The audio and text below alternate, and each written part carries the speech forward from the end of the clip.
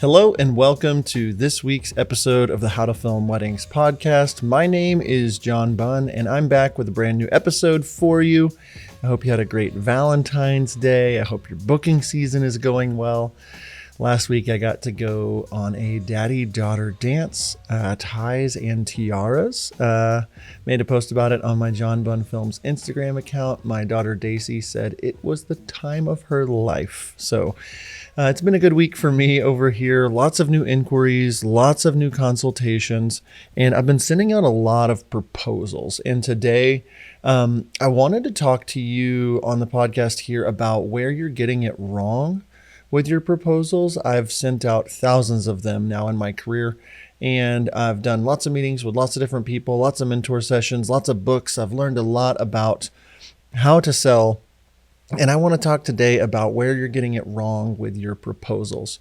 Before I get into today's episode, I have to tell you about our friends, our outsourcing partners over at howtofilmweddings.com/outsourcing. If you didn't know, we have a curated, vetted list of outsourcing partners.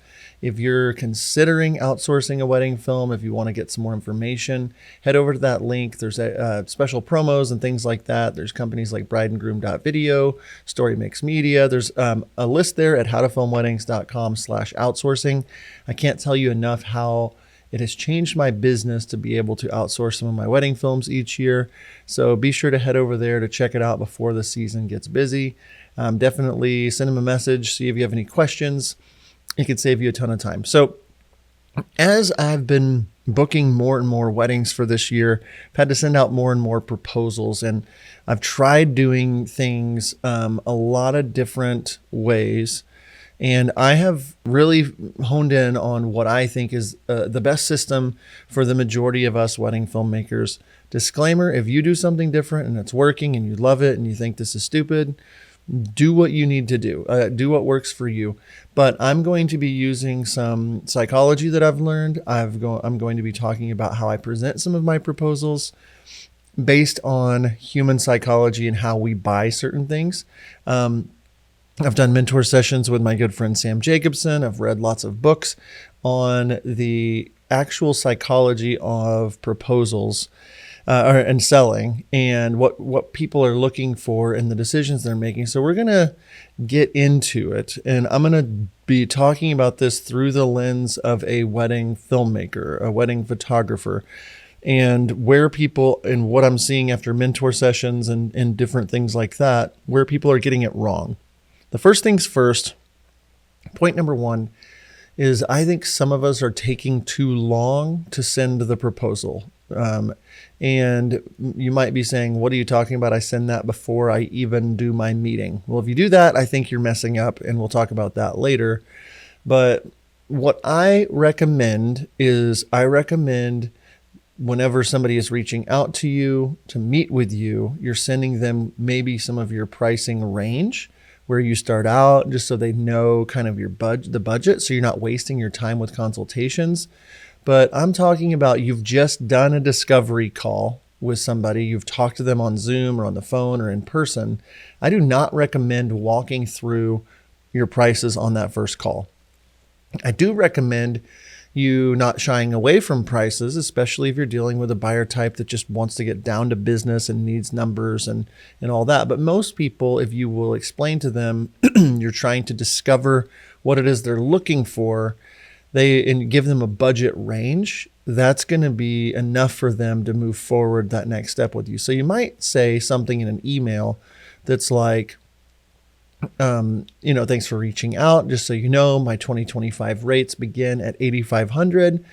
If that's within budget, I'd love to schedule a discovery call with you. Click here to pick a time. Like that could be a welcome to my prices kind of information. They can take the next step to get on a discovery call with you based off of that low-hanging fruit. That $8,500 is the least I'm coming to a wedding for. They need to know that. If that's way above their budget, great. Not great, but you get the point. And so a discovery call, though, would be something where I'm learning about their wedding, and I'm learning about what their needs are and their desires are, what type of buyer they are. Are they someone that is a relator that is going to be like really looking at the kind of wedding they're putting on? Are they a dreamer that's somebody that's just wanting to do this big, crazy wedding? Like learning who they are is going to help us to sell to them. So the discovery call might look a little bit more like me asking lots of questions, learning about their wedding, letting them know what's important to me, and kind of talking about budget range. After a talk with a couple I just had the other day, I said, you're most likely going to be between somewhere in the $12,000 to $15,000 range after hearing what I'm hearing. But I'm going to put together a proposal for you, and let's hop back on tomorrow or Wednesday and we'll walk through it so I can kind of show you, does that budget range work for you? And I'm slowly guiding them through that call to say, oh, I see why that value is there. I can see why John is valuable. And I'm giving them next steps to keep walking towards booking with me. And so that's a little bit of a precursor to this conversation. And we've talked about it a lot on the podcast before, just about not going through all your prices, not having all your prices just on your website. If you're doing that, I don't think it's the best idea unless you're brand new and you are terrified of sales and your prices are really cheap. These are not things that are going to help you in the long term, though. So I would recommend that you do not do that, and that you do set up discovery calls, and you do set up the ability to kind of tell them price ranges so that you can then send proposals. So all that to say, point number one, you're taking too long to send the proposal. I get done with a consultation, and if I haven't sent them a proposal personally within a few hours, I feel like I've lost the momentum. I have some custom proposals that I have ready to go that I can customize and different things like that, and I'll get into that in a sec. But I would say at the most 24 business hours before or after the call is about as far as you can be out from the call without people being like, where the heck is John? Why hasn't he sent me this proposal? So that's the number one thing I see with people getting it wrong with their proposals, is they're taking too long to send them. Number two, I just mentioned it a second ago, you're not customizing your proposals. You just have a PDF that's just got your packages on it and you just send it over to them. I don't know about you, but no two weddings I've ever done have been exactly the same. But there are a lot of similarities in the packages that I offer. And so this does not mean you need to start from scratch every single time that you're sending a proposal. But for me, I have a proposal template on my website that has my base package, and I know what that usually entails. My $8,500 base package is one shooter for 8 hours, a 6-minute film, aerial coverage, a digital download, and ceremony and toast films. Like, I know that. So that's in my mind like the lowest I will come to a wedding on a solo shoot that's local to Oklahoma for $8,500. So I have that in a customized template already. But after I've talked to the new couple, I know that they don't want a solo shooter. I know that I've already talked to them about the fact that it would be between $12,000 and $15,000. So I'm customizing my proposal to them. I'm putting their names in there. And maybe you're not to that level yet, but even if you have PDFs that you send out and it's going to be pretty close to the same, you could easily customize the intro paragraph, put their names on the proposal, put their venue. If you have any photos from their venue, put those on the proposal. But customization goes a long way with your proposal. So that's somewhere that a lot of people are getting it wrong. It's crazy to me how people will just send over the same exact thing to different couples that have different needs. They don't take the time to get to know them or what they need, and they're wondering why they can't book weddings in the first place, and then they can't book weddings for more money. That's what's happening. People want a custom experience, especially as people are starting to charge more. If you're wanting to charge more for weddings, I'm not saying you're trying to get into the luxury market, but if you want to make more, try customizing your proposals. And so those are the first 2 points. You're taking too long to send, and you're not customizing your proposals. The next thing would be that number 3 would be packages are not easy to understand. What I mean is that whenever the couple gets the proposal, they don't understand what they're getting. It's not easy to differentiate what is in the package. It just doesn't make sense. So first note on that is you don't have to include every detail about what you do. You do not have to say drone footage on DJI Mini 4 Pro shot in 4K 60p on D-Log, blah, blah, blah, boring, bride is checking out. Don't do that. Instead, say it in a way that your client would understand. It's like how can you think like a marketer? How can you change the wording to be really easy to understand? How can you get your point across in a way that's easy to understand and paint you in the best light? So I think about this a lot of times. We just we are great at being creative. We're great at making wedding films, but when it comes to sales, we forget everything we know about making it appealing or anything enjoyable to read or look at. And a lot of this is just the way that you present it to people. Is this in the best light? A couple things that come to my mind. Just the words that you're using and how you're using them. You ask yourself this, and it's different for different people, but what sounds better, 2 shooters or 2 cinematographers? Or what about if you're on your package, it just says ceremony edit as opposed to full ceremony presentation? Or what if you just put online Dropbox link? Or if you put custom digital gallery presented in 4K. Like there's different ways you can present your words in your proposal to make them feel like your brand. And maybe you don't want them to feel higher end, that's fine. But if you're not paying attention to how you make these packages come across, you're probably going to miss the mark. And so the way that you communicate and then also just what you're communicating needs to be very easy to understand for the couple. They need to understand that 2 cinematographers, full wedding day coverage up to 12 hours, like that makes sense. You don't need to put full wedding day coverage. I get there 2 hours before you put on your dress and I will stay until you're in your exit vehicle and then I will pack up. Like you don't need all that information, or just the way that it's presented needs to make sense. People want it to be easy. If you think about going to a restaurant and there's a menu and there's different things, if it was, all messed everywhere is in different places, like the burgers are not all in one spot. It just doesn't make sense. You've got to think through their perspective. What's going to make sense and be easy to understand?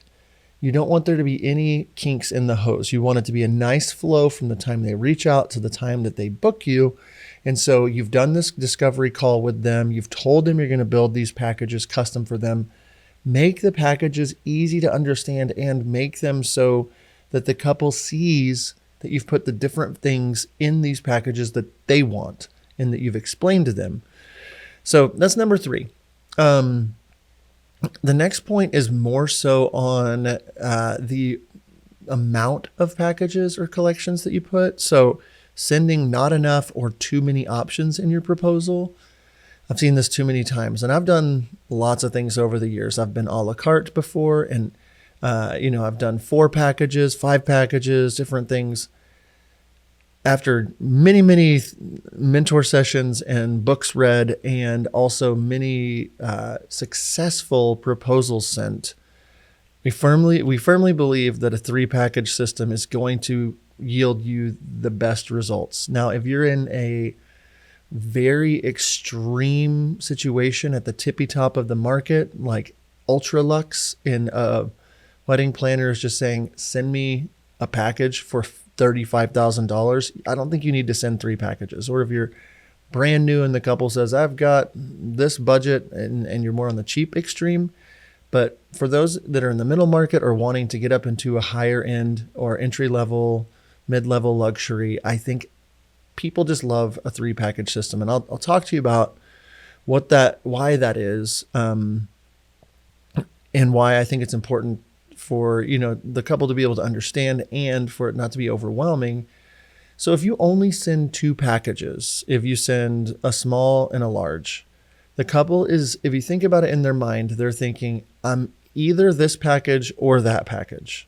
So if one package seems too expensive, but that's the one they want, and one seems the right price, but there's not enough in it, they say, oh, well, neither of these work for me. So like your brain is naturally trying to understand where there is risk. And in 2 packages, there's a lot of risk. There's a lot of risk in their mind of like, oh, I'm going to either pay this big amount and I might be like spending way too much, or this little one and it might not be getting enough. So where do I land? 3 packages do something really good for us in our minds. They give us a sense of safety. If you have 3 options and the top one feels too expensive, that one's scary and you don't want to do it. And if the bottom one feels a little cheap and doesn't have enough in it, your brain naturally deduces and says, this middle one is safe and a good value and a good price and there's good stuff in it. I'm going to pick the safer option, which is the middle option. And, if you're not sending 3 options, you're causing people to choose either or. You're choosing, sending people 4 options or more. You start to get into this weird thing in your mind where there's so many options that people don't know what to do. So we firmly believe in a 3 package system where the 3 different things that we call them the anchor, which is the first thing that we recommend you show, is going to be the most expensive option. If you think about going into Sam's Club or Costco or any of these like car dealerships, if you notice when you first walk in, there's something that's really expensive right when you walk in the door. So you walk into the car dealership, they're going to show you the $150,000 Tesla Cybertruck, right? Or they're going to show you the Mustang or the Corvette that's $100,000. So that whenever you get to your 2-year-old used car that you're buying, your little, Ford, whatever, you see that one's $30,000 and that feels cheap. So the anchor did its job saying, whoa, $150,000 for a car. This $30,000 one doesn't seem so expensive anymore. So the anchor package, we say lead with that one and make it your most expensive option. And obviously you want to book it. But so for me, that might be $20,000, $25,000. And they see it and say, oh my goodness. And then you move to your middle package, which I call the money maker. And this is the package that most people should book. And maybe that one's $16,500 instead of $25,000 or $22,000, whatever it is. Or maybe in your position, maybe the top package is $10,000, the middle one's $7,000, and the starting is $5,000. Something where, $10,000 seems a little bit much, but the $7,000 one, the money maker, that middle, and in that middle package, everything that they really talked about that they wanted for the price that is right in the middle of where their budget is, or right at the top of their budget. So the low package, the low hanging fruit, is more of the lowest option that you'd be willing to do based off of your conversation with them, but it needs to feel like it's lacking. So a real life example of this, the other day, I did a consultation and learned that the couple really needed 2 shooters, and their budget was somewhere in like the $12,000 to $14,000 range. They needed 2 days of coverage time. They wanted their rehearsal dinner. They wanted a drone. They wanted, I learned everything they wanted. So in the middle package, I set it up for between around $14,000 for the middle package, around $17,500 for the top package. And the bottom package was somewhere like $9,000 or $10,000, somewhere in there. But the point was I put everything that they really needed in the middle option for the price that it needed to be, for them to say yes. And I don't just randomly make up these prices. I let them know this is the range that it's going to be to get you what you're wanting. I tell them it's that 12 to 14K range is probably where we're going to land. And then I put that middle package right in there with everything they need. And then I will build an anchor package that includes a little bit more. I might say, hey, I added in a 3rd day just so you could see, and I added in a FOMO edit, and I added in, and I'll add several things in, say that's what it would look like to include everything up here in this anchor package. And then on the bottom package, maybe I'll move out a 2nd shooter and just say, hey, I know you said you needed 2 shooters, but I wanted you to see what you could get for like this $9,000 to $10,000 range. So here's 1 shooter for 8 hours and a 6-minute film. It's still going to be great, but I'm pointing towards that middle option.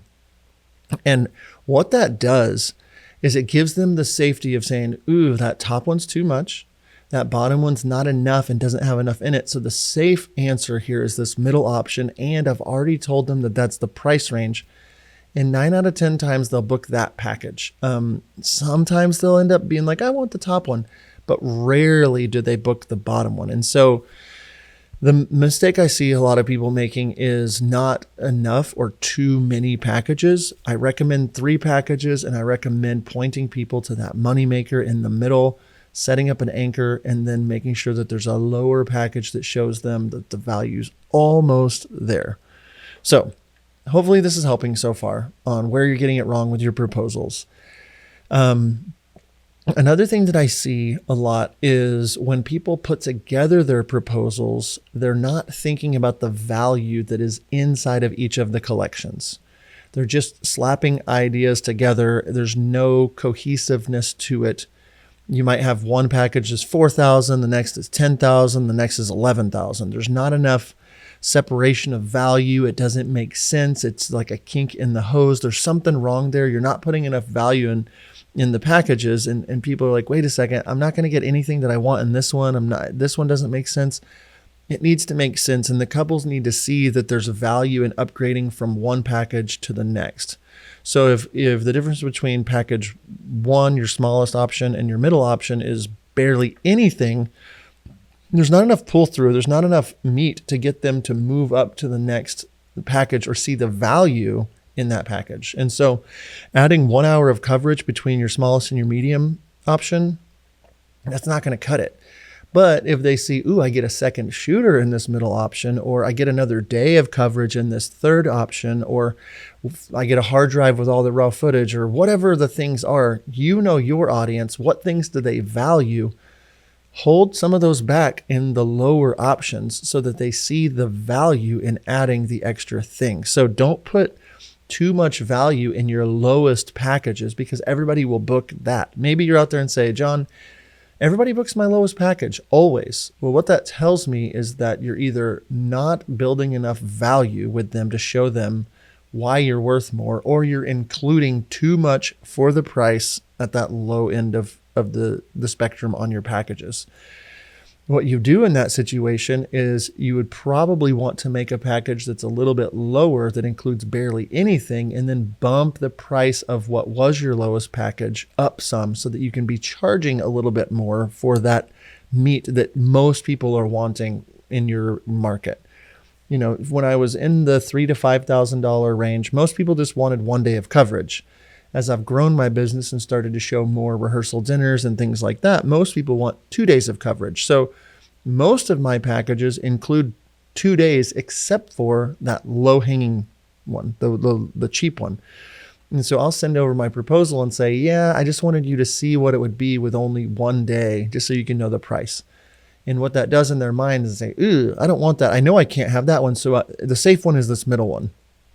I've tried it before with 2 packages. I've tried it with 4 packages. I've tried just emailing over some like one custom package. And if you give people 3 options and you use that strategy of the low, medium, and high, and point people first to the anchor and then show them the meat in the middle, you're going to book way more with your proposals. That's a huge mistake that people are making in their proposals, and not having that value be so obvious that it makes sense to them to glance at it and understand it, because you've customized it for them and you made it easy for them to understand. All of these things add up to the experience that you're giving them in their brand. And speaking of experience, I can't tell you how revolutionary it was when Sam Jacobson told me that I need to be doing a follow-up call.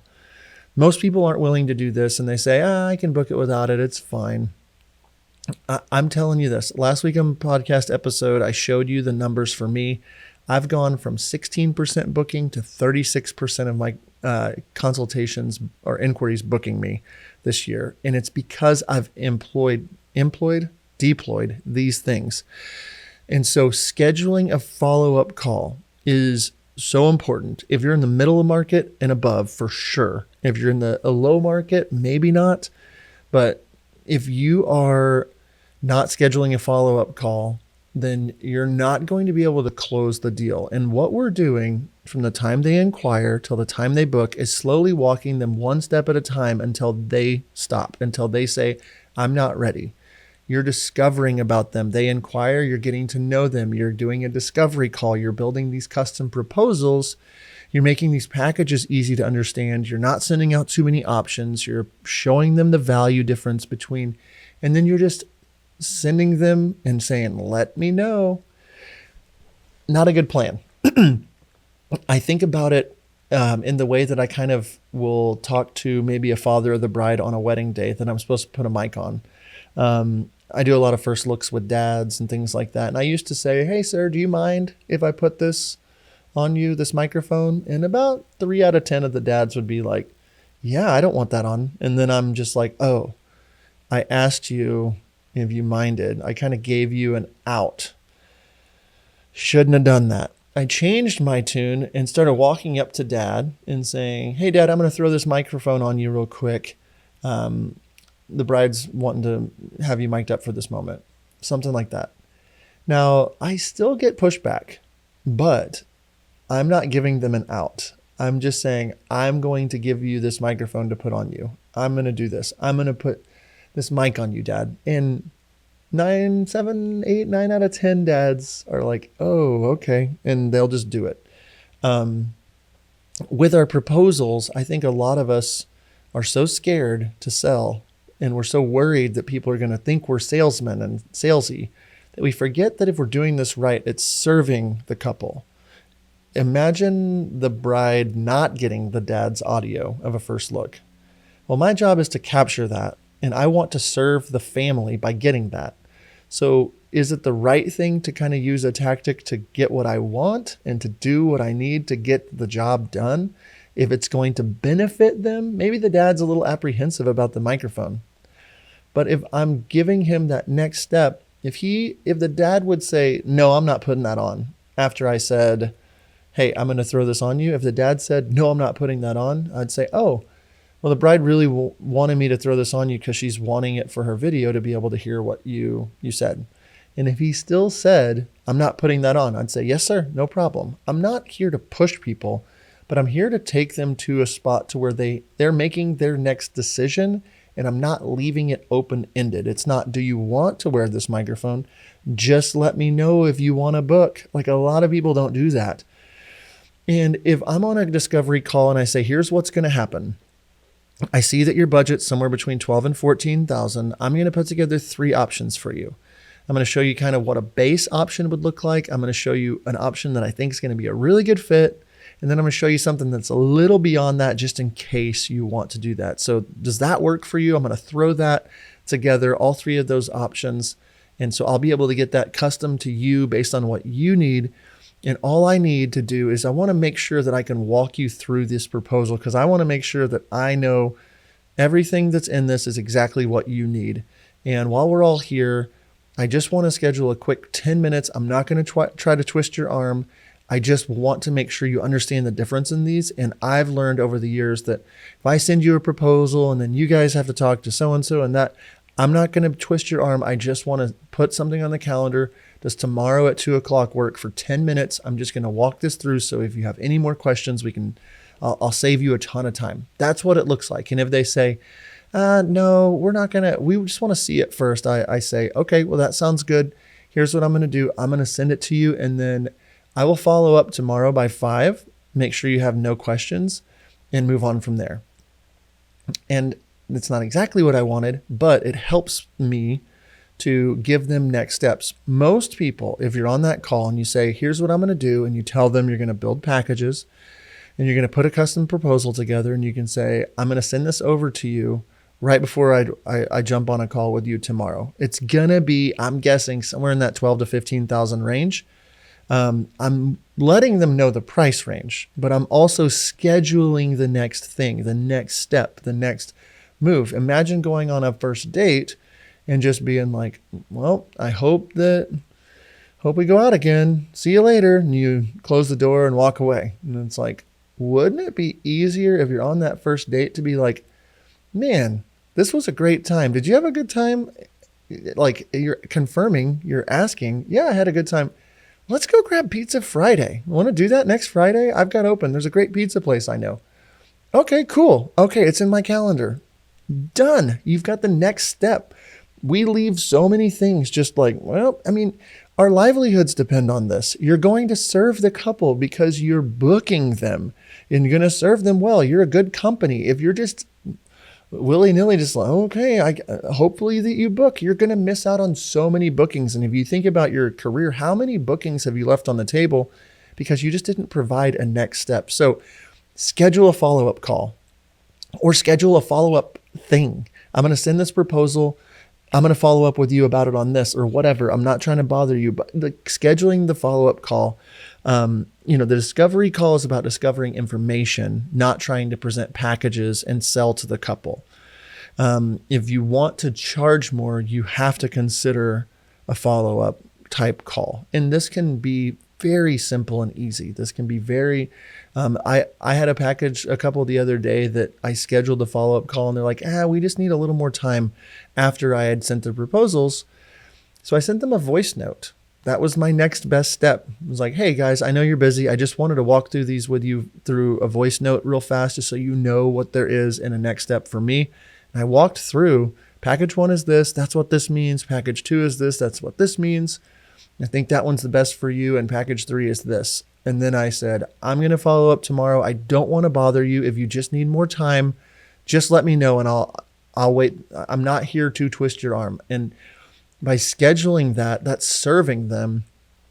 And they ended up booking and they're going to pay me money and my family is going to benefit. And not only that, I'm going to get more work that is aligned with the kinds of couples I want to work with. I'm going to serve them well. And what happens is I start to build momentum in my business. So those are the things that I am seeing wrong when people are sending out proposals. You're taking too long to send them. You're not customizing them. The packages aren't easy to understand. You're sending not enough or too many options. You're not putting enough value in each of your options, and you're not scheduling a follow-up call. If you do these things, your booking percentages will go up. Do not try to book a follow-up call one time and the couple say no and say, well, that doesn't work for me. I'm telling you, 3 packages, scheduled a follow-up call, have value, it's gonna work out. I've seen it happen. I've seen it happen for 2 straight years now. And honestly, I wish somebody would have kind of smacked me in the face and said to just give this a try for 3 to 6 months and see what happens. That is all I have. I think so. Yeah. Thanks so much for listening. It means the world to me. Last week's episode, a lot of people, it was like the most downloaded episode that we have had in about 6 months. And it was just about my Instagram strategy for 2025 and how it's helped me to book 6 figures worth of weddings. And this falls in line with it. This is kind of a continuation of what I've been doing. And I'm going to be delivering more content like this. But if you get the chance, just come say hello. Send me a message at How to Film Weddings on Instagram. And then also, I've been working on a few things of education for the year, and I've been putting some things together. I'm going to be doing some one-day workshops coming up soon. If you're interested in one-day workshops from me, actually head over to John Bunn Films on Instagram. Shoot me a DM over there and I can send you a link to a wait list just to get on a wait list for when I'm doing some in-person one-day workshops, looking at those being $600 or $700 for one day of education and some styled shoots. Still putting together some plans, but I've got some coming up in April and May. And if that sounds interesting to you, I'm going to be digging deep on business and how I'm doing these things. And show you and walk you through, and then also doing styled shoots. So if that sounds fun, that's something I'm working on. I'm really excited about. We have a lot of new stuff coming out and a lot of new podcast episodes, some YouTube videos. So be sure to stay tuned to all things How to Film Weddings. Thanks again to our outsourcing partners at howtofilmweddings.com/outsourcing. If you need outsourcing help for your wedding films, howtofilmweddings.com/outsourcing. Such good people over there. brideandgroom.video, StoryMix Media. You definitely want to check them out. So thank you so much for tuning in. Have a great week. And until next time, we'll see you.